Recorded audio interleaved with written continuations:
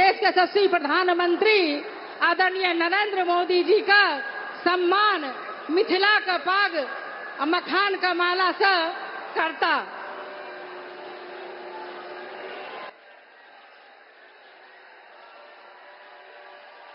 आदरणीय मधुबनी का नरेंद्र मोदी जिंदाबाद। अब की बार फिर एक बार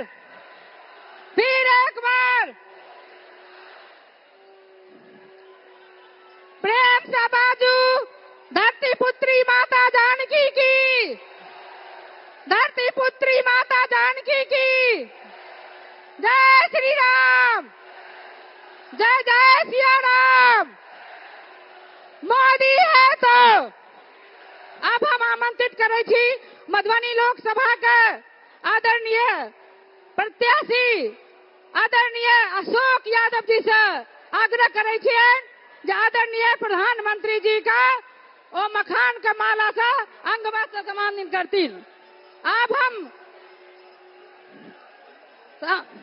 हम आग्रह करे छी समस्तीपुर के प्रत्याशी संभवी चौधरी जी से जो अंगवस्त्र से सम्मानित करतीन। अब हम आग्रह करे छिए जदयू के नेता आदरणीय मदन सहनी जी से जो गौतम बुद्ध का तस्वीर से माननीय प्रधानमंत्री जी का सम्मान करतीन। अब हम आग्रह करे छिए दरभंगा नगर के लोकप्रिय विधायक आदरणीय संजय सरावगी जी से जे सीकी के बनल राम सिया का चित्र से भेंट करतीन आदरणीय प्रधानमंत्री जी का। महिला का समूह श्रीमती स्वर्णा सिंह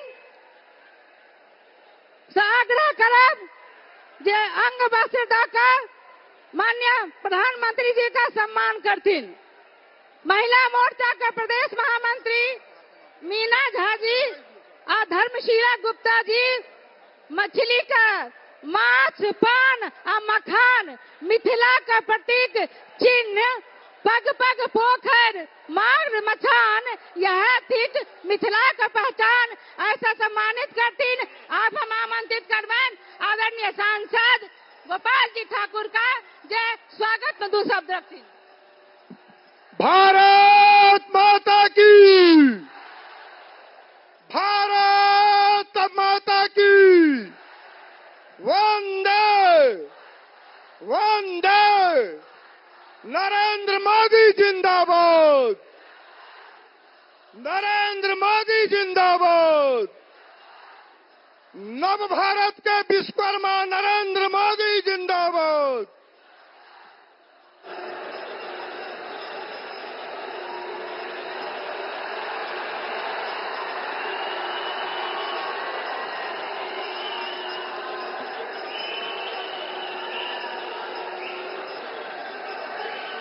राजा जनक,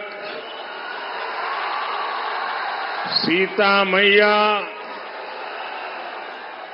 कविराज विद्यापति के ई पावन मिथिला भूमि के नमन करे छी।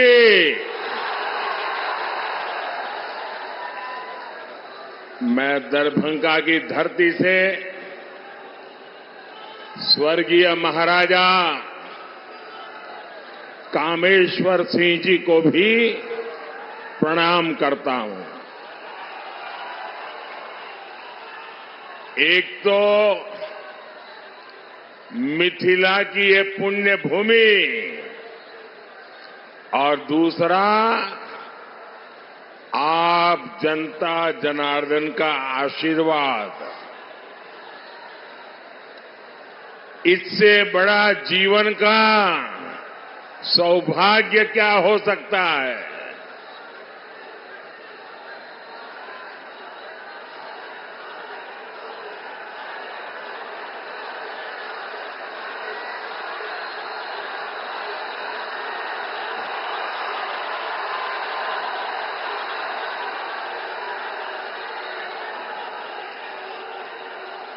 आप वो मोदी को कितना नचाओगे,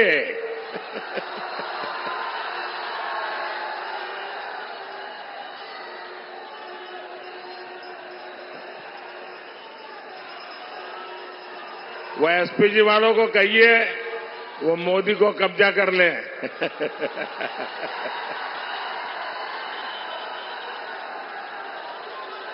लेकिन बढ़िया बना के लाए हो आप।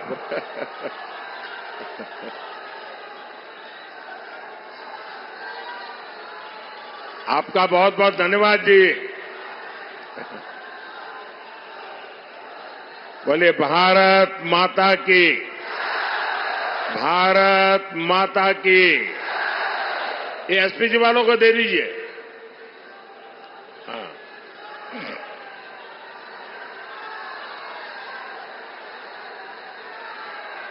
जय श्री राम, जय श्री राम। मैं आप सभी को अयोध्या में राम मंदिर के निर्माण की बहुत बहुत बधाई देता हूं।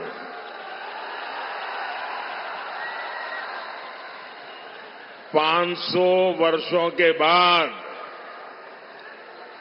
हमारा इंतजार समाप्त हुआ।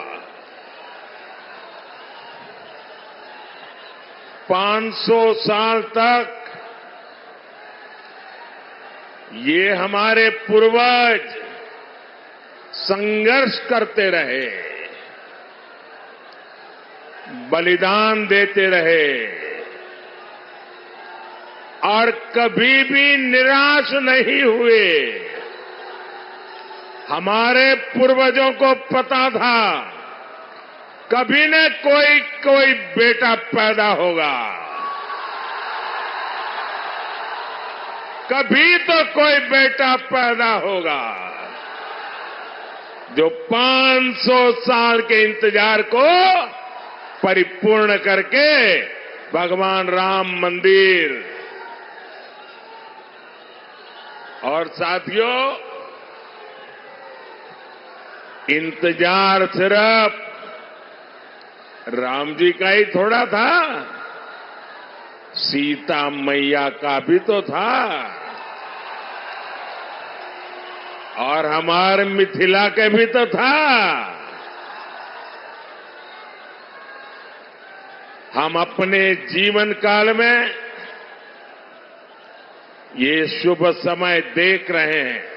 ये विश्वकर्मा भक्त आप नीचे रखो, पीछे लोग देख नहीं पाते। मैंने आपको देख लिया, सुखी रहो।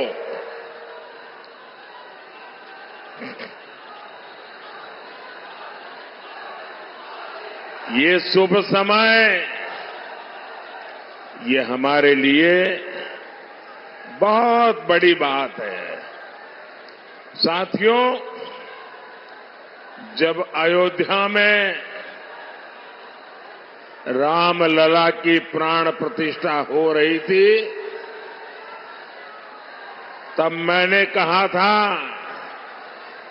कि अब भारत आने वाले 1000 साल का भविष्य लिखेगा।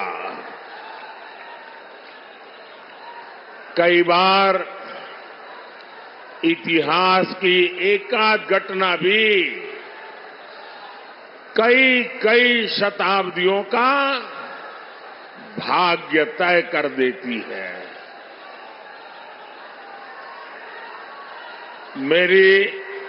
मेरी आप सबसे प्रार्थना है, देखिए जगह छोटी पड़ गई है, मैं जानता हूं आपको तकलीफ हो रही है, हो सकता है आप मुझे देख ना पाते हो, लेकिन उसके लिए हमें क्षमा करें। आराम से जहां है वहां खड़े रह करके मुझे सुनिए, और अगर आवाज कम करेंगे तो मुझे बोलने की सुविधा बढ़ेगी। तो आपके आशीर्वाद है मैं बोलना शुरू करूं? आप शांति रखोगे? आप इतने अच्छे लोग हैं। आज से 1000 साल पहले जब पश्चिम से भारत पर हमले होने शुरू हुए थे, तब किसी ने नहीं सोचा था कि भारत 1000 साल की गुलामी में गिर जाएगा।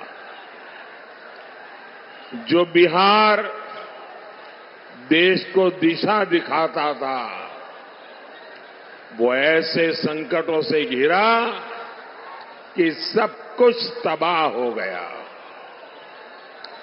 लेकिन साथियों, भारत के भाग्य ने आज एक बार फिर करवट ली है। बिहार के भाग्य ने एक बार फिर करवट ली है। 21वीं सदी में ये कालखंड ऐसा आया है जब भारत फिर से अपनी सारी बेड़ियां तोड़कर उठ खड़ा हुआ है। आज भारत की दुनिया में जो साख है ना, वो नई ऊंचाई पर है। आज भारत चांद पर पहुंच गया है, जहां कोई नहीं पहुंचा। 10 साल पहले हम दुनिया की 11वें नंबर की अर्थव्यवस्था थे। सिर्फ 10 साल में हम दुनिया की 5वें नंबर की अर्थव्यवस्था बन चुके हैं।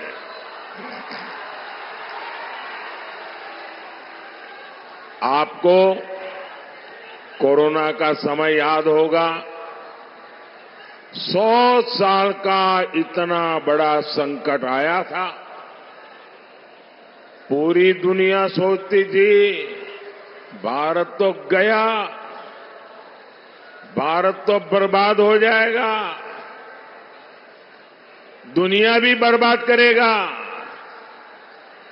सब सोच रहे थे कि अब क्या होगा।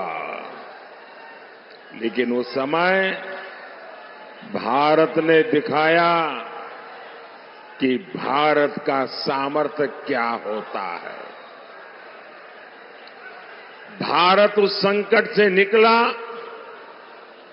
दुनिया को भी राह दिखाई। लेकिन साथियों, उस इतने बड़े संकट में बिहार के लोगों के साथ कांग्रेस और इंडी गठबंधन वालों ने जो किया, वो मैं कभी नहीं भूल सकता। दिल्ली में इंडी गठबंधन की सरकार थी, महाराष्ट्र में इंडी गठबंधन की सरकार थी, और इन लोगों ने बिहार के लोगों को उस संकट काल में वहां से साजिश करके भगा दिया, वापस भेज दिया था। मेरे बिहार के नौजवानों को, मेरे बिहार की बेटियों को दिल्ली से इंडी गठबंधन की सरकार वालों ने भगाया था। महाराष्ट्र से इंडी गठबंधन वालों ने, सरकार ने भगाया था। मैं जरा बिहार के नौजवानों को पूछना चाहता हूं, जिन्होंने आपके साथ ये जुल्म किया, क्या उन्हें माफ करेंगे? क्या इस चुनाव में हिसाब चुकता करेंगे कि नहीं करेंगे? बिहार के लोगों को बसों में बिठाया गया और बीच रास्ते छोड़ दिया गया।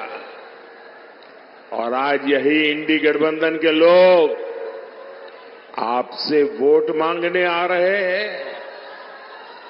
क्या आप इंडी गठबंधन का इतना बड़ा गुनाह माफ करेंगे क्या? माफ करेंगे क्या? माफ करेंगे क्या? भाइयों बहनों, मैंने इस चुनाव में अगले 5 साल के लिए विकास का रोड मैप दिया है। मैंने 25 साल का विजन देश के सामने रखा है। लेकिन ये भी जरूरी है हम अतीत का भी ध्यान रखें। जैसे एक शहजादे दिल्ली में है, वैसे ही एक शहजादे पटना में भी है। एक शहजादे ने बचपन से पूरे देश को और दूसरे शहजादे ने पूरे बिहार को अपनी जागीर समझा है। इन दोनों शहजादों के रिपोर्ट कार्ड एक जैसे ही हैं। इनके रिपोर्ट कार्ड में सिवाय घोटालों और बेलगाम कानून व्यवस्था के सिवाय कुछ भी नहीं है। याद कीजिए कैसे बिहार में अपहरण उद्योग चलता था, कैसे बड़े बड़े घोटालों से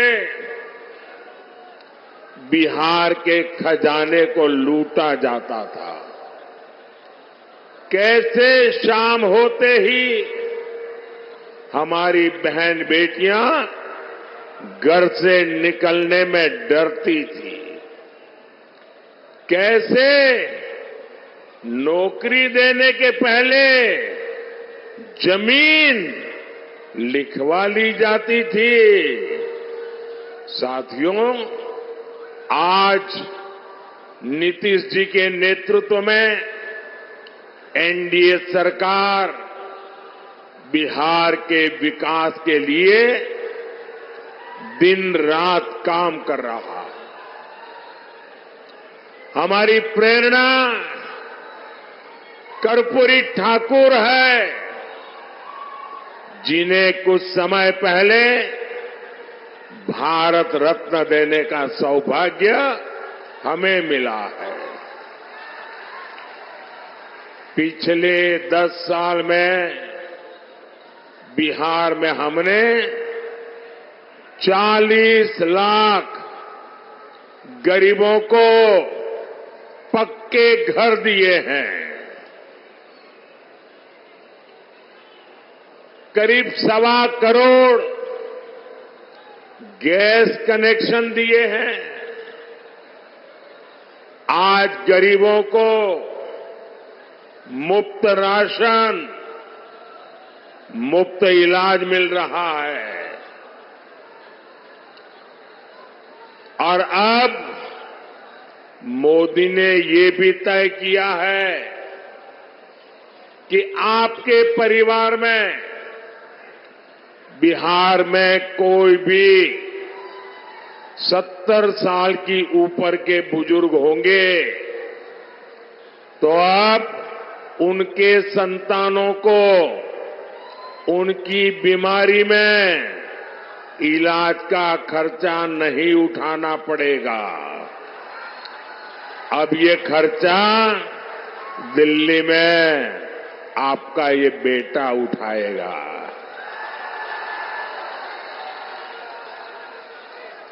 सत्तर साल के ऊपर के हर बुजुर्ग को 5 लाख रुपए तक मुफ्त इलाज मिलेगा। मेरे बिहार के साथियों, मेरे दरभंगा के साथियों, मेरा एक काम करोगे? जरा हाथ ऊपर करके बताइए, करोगे? पक्का करोगे?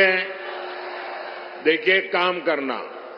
जब आए भी इन दिनों गांव-गांव जाते होंगे, मोहल्ले में जाते होंगे, छोटी छोटी बस्तियों में जाते होंगे, अगर वहां पर कोई परिवार ऐसे आपके ध्यान में आ जाए जिनको अभी पक्का घर मिलना बाकी है, गैस का कनेक्शन मिलना बाकी है, नल से जल का कनेक्शन बाकी है, आयुष्मान का कार्ड नहीं पहुंचा है, तो उनको कह देना कि मोदी जी की गारंटी है 4 जून के बाद नई सरकार बनने के बाद हम 3 करोड़ नए घर बनाने वाले हैं। तो आप मेरी तरफ से उन सब परिवारों को गारंटी दे देना, मेरे लिए तो आप ही मोदी है। साथियों, दरभंगा का एयरपोर्ट हो, रेलवे स्टेशन हो, अमृत भारत ट्रेन हो, आधुनिक सड़कें हो, हर तरफ काम हो रहा है। दरभंगा एम्स की अड़चनों को भी दूर किया जा रहा है। साथियों, जब विकास की बुनियाद मजबूत होती है, तभी उद्योग और रोजगार पैदा होते हैं। यहां दरभंगा में आईटी पार्क भी बना, जिससे युवाओं के लिए नए अवसर पैदा होंगे। मिथिला में मखाना, लीची और आम खूब होता है। अच्छी सड़कों और इंफ्रास्ट्रक्चर से इसका एक्सपोर्ट दुनिया भर में बढ़ेगा। यहां के मखाने को दुनिया तक पहुंचाने के लिए हमारी सरकार ने मखाने को जीआई टैग दिया है। साथियों, हमने बिहार में महिला स्वयं सहायता समूहों को 42,000 करोड़ रुपए की सहायता बैंकों से दी है। 42,000 करोड़ रुपया। दरभंगा, मधुबनी में 11 लाख महिलाएं इन समूहों से जुड़ी है। दरभंगा में इन बहनों ने शिल्प ग्राम की शुरुआत भी की है। और आपकी मधुबनी की पेंटिंग का प्रचार तो खुद मोदी पूरी दुनिया में करता रहता है। आज आगे बढ़ती हमारी बहनों की ये खुशी, यही मोदी को मेहनत करने का हौसला देती है। साथियों, आपको पता है कि संविधान ने लंबी चर्चा के बाद हमारा संविधान बना, तब एक मुद्दे पर सबसे ज्यादा चर्चा हुई थी। बाबा साहब आंबेडकर थे, डॉक्टर राजेंद्र बाबू थे, देश के बड़े बड़े विद्वान थे और संविधान में धर्म के आधार पर आरक्षण देना कि नहीं देना, इस पर गंभीर चर्चा हुई। और बाबा साहब के नेतृत्व में संविधान सभा ने 75 साल पहले तय किया कि हमारे देश में धर्म के आधार पर आरक्षण नहीं दे सकते हैं, देश को फिर से नहीं बांट सकते हैं। बाबा साहब आम्बेडकर ने इसके विषय में खुले आम वकालत की कि धर्म के आधार पर आरक्षण नहीं होगा। इतना ही नहीं, पंडित नेहरू ने भी धर्म के आधार पर आरक्षण का विरोध किया। लेकिन अब जब हमारे गरीब एससी, एसटी, ओबीसी का कांग्रेस से मोह भंग हो गया है, तो कांग्रेस नेहरू जी की भावना के खिलाफ जा रही है, बाबा साहब आम्बेडकर के पीठ में छुरा भोंक रही है, संविधान को तोड़ने मरोड़ने में लगी है। कांग्रेस लगी हुई है कि ओबीसी कोटे को कम करके धर्म के आधार पर उसमें से डाका डाल के मुसलमानों को आरक्षण दे दिया जाए। दलितों के आरक्षण में से डाका डालो, आदिवासियों के आरक्षण में से डाका डालो, और कांग्रेस की साजिश में आरजेडी भी कंधे से कंधा मिलाकर चल रही है।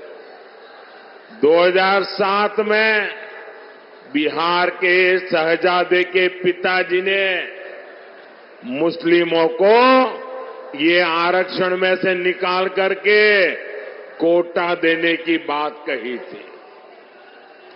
रेल मंत्री के रहते हुए उन्होंने रेलवे अधिकारियों को कहा था कि मुस्लिमों के लिए कोटे का इंतजाम किया जाए। सोचिए, ये एससी, एसटी, ओबीसी का आरक्षण छीनकर को मुस्लिमों को देना चाहते हैं। आप मुझे बताइए, धर्म के आधार पर ओबीसी, एससी, एसटी आरक्षण अगर कटेगा तो यादव, कुर्मी, इन समाज का हक भी बचेगा क्या? सब कुछ खत्म हो जाएगा। पासवान, मुसहर, रविदास, दानुक समाज के हक पर ये डाका डालने में उसकी फिराक में है। साथियों, मैं पिछले 12 दिनों से कांग्रेस को और उनके चट्टों-पट्टों को आरक्षण के मुद्दे पर चुनौती दे रहा हूं। मैंने उनसे कहा है, मैंने लिखित में मांगा है कि इंडी गठबंधन धर्म के आधार पर एससी, एसटी, ओबीसी का आरक्षण छीन करके मुसलमानों को नहीं देंगे।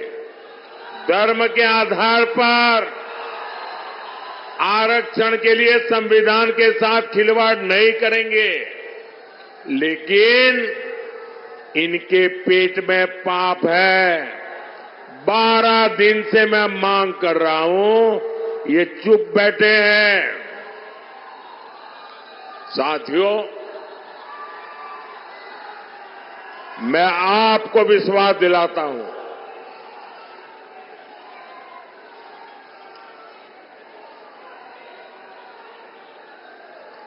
मैं आपको विश्वास दिलाता हूं, जब तक मोदी जिंदा है, जब तक मोदी जिंदा है, एससी, एसटी, ओबीसी के आरक्षण पर कभी भी मैं खिलवाड़ नहीं करने दूंगा। साथियों, मैंने जब से कांग्रेस आरजेडी के इरादों को बेनकाब किया है तो ये लोग बौखला गए हैं। अब आरजेडी ने ये गिनना शुरू कर दिया है कि सेना में कौन हिंदू है, कौन मुसलमान है, यही इनका असली चेहरा है। ये लोग समाज को बांटने के लिए, देश की एकता तोड़ने के लिए कुछ भी कर सकते हैं। मां भारती की रक्षा के लिए जो सीने पर गोली खाता है वो पहले भारतीय होता है। और ये आरजेडी के लोग उसे हिंदू मुसलमान की नजर से देखते हैं। मैं जरा हिंदू मुसलमान का बंटवारा करने वालों को पूछना चाहता हूं, क्या अब्दुल हमीद जी को हम इस शर्त इसलिए याद करते हैं क्योंकि वो मुसलमान थे? देश को इस दिशा में ले जाएंगे ये लोग। यही लोग सर्जिकल स्ट्राइक पर सवाल उठाते हैं, एयर स्ट्राइक पर सवाल उठाते हैं। यही लोग आर्मी चीफ को गाली देते हैं। आखिर किसको खुश करने के लिए किसके इशारे पर ये बोला जाता है? देश सब देख रहा है, जनता है, सब कुछ जानती है। देशवासी सब देख रहे हैं। साथियों, आरजेडी का इतिहास सामाजिक न्याय का मुखौटा लगाकर हमेशा तुष्टीकरण करने का रहा है। जब गोधरा में कार सेवकों को जिंदा जलाया गया था, तब रेल मंत्री ये शाहजादे के बेटे थे जो सजा काट रहे हैं और जमानत पे घूम रहे हैं। उन्होंने दोषियों को बचाने के लिए सुप्रीम कोर्ट के एक जज की कमेटी बनाई, बेनराजी कमेटी। सोनिया बहन का राज था ना, और इसलिए उन्होंने बेनराजी कमेटी बनाई थी। वो जज का नाम बेनर्जी था तो लोग बेनराजी बोलते थे। और उससे ऐसा रिपोर्ट लिखवाया कि 60 कार सेवकों को जलाने वाले निर्दोष छूट जाए। लेकिन ये रेल मंत्री जो अभी जेल में जिंदगी गुजारने के लिए मजबूर है, जमानत पे घूम रहे हैं, अदालत ने उनके इस रिपोर्ट को कूड़े कचरे में फेंक दिया और उन सबको सजा सुनाई। फांसी तक की सजा हो गई। पूरी दुनिया को पता था कि कार सेवकों को जिंदा जलाया गया था, लेकिन तब फर्जी जांच रिपोर्ट बनवाकर कार सेवकों पर ही दोष मढ़ने की साजिश रची गई थी। यही इनका इतिहास है, यही इनकी सच्चाई है। साथियों, हमें बिहार को लालटेन के दौर में वापिस नहीं जाने देना है। अभी आपको पता होगा, ये शहजादे दिल्ली वाले एक नई बात लेके आए हैं। आप मुझे बताइए भाइयों बहनों, हमारे परिवार में जो माता पिता होते हैं वो मेहनत करके कुछ न कुछ बचत करते हैं कि नहीं करते हैं? कुछ न कुछ बचाते हैं। उनके मन में रहता है कि एक छोटा सा घर बना दो, बच्चों को काम आ जाएगा। एक छोटी सी गाड़ी ला दो, बच्चों को काम आएगी। खेत खरीद के रखो, बच्चों को काम आएगा। हर माँ बाप के मन में ये इच्छा रहती है कि वो अपने मरने के बाद बच्चों को कुछ न कुछ देकर के जाए। हर माँ बाप की इच्छा रहती है। अब एक कांग्रेस ऐसा कानून बनाना चाहती है कि दिल्ली में उनकी सरकार बनेगी तो आपके माँ बाप ने जो कमाया है वो अब आपको नहीं मिलेगा। आपके पिताजी अपना 10 एकड़ का खेत होगा तो आपको नहीं दे पाएंगे। 2 घर है तो नहीं दे पाएंगे। आधा ये इनकी सरकार छीन लेगी। 55% विरासत पर टैक्स लगाने का ये फतवा लेकर के आना चाहते हैं। क्या आपकी मेहनत की कमाई किसी सरकार को लूटने देंगे? किसी सरकार को लूटने देंगे? ये कांग्रेस वालों को लूटने देंगे? ये आरजेडी वालों को लूटने देंगे? और इसलिए भाइयों बहनों, आपका भविष्य बचाने के लिए, आपके बच्चों का भविष्य बनाने के लिए 7 मई को जंजारपुर में जेडीयू से प्रत्याशी श्री रामप्रीत मंडल जी आए हैं।